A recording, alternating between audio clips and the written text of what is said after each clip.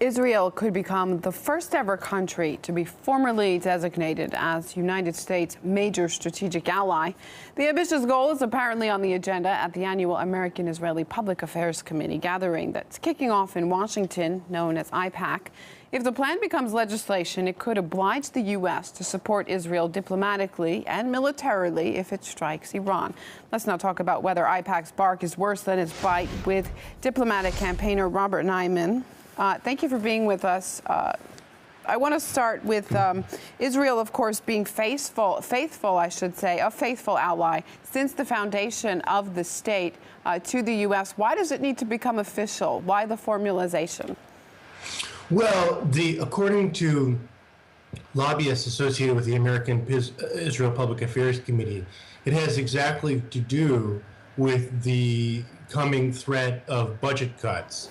Under the sequester, which just went into effect on Friday, there's supposed to be across-the-board cuts to the U.S. budget. So that should mean that U.S. aid to Israel, which is substantial, billions of dollars a year, should also be cut. But the Israel lobby doesn't want aid to Israel to be cut.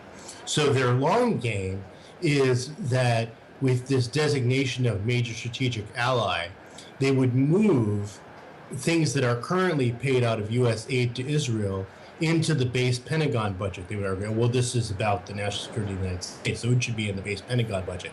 So the effect of that, of course, is to transfer, it's the same effect as transferring money from the Pentagon budget into the aid to Israel account.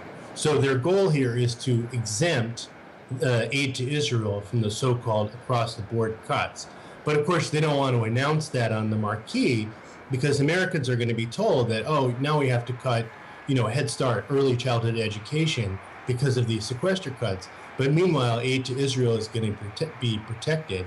That's going to make a lot of people in the United States very angry.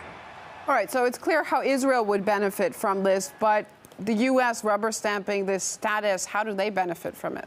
Well, they don't. This is not about the benefit of the U.S. It has nothing to do with the benefit of the U.S. This is about what you can get away with if you're a lobbyist in Washington and the American people aren't paying attention. This is about, if AIPAC and members of Congress are in a closed room, they're going to agree to one thing. If the American people don't find out about it, it's not reported in the press. These things we're talking about, this isn't in the New York Times. It's not in the Washington Post. It's in the insider press that covers this stuff, Jewish Telegraphic Agency, for example, that covers AIPAC. So outside people who follow these issues, this is not in the mainstream American media yet. The conference, we understand, will mainly focus on Iran, which is seen as the emerging threat, like you mentioned. But the conflict with the Palestinians is very real. It has been for decades. Why isn't solving that on this agenda? Well, it's not.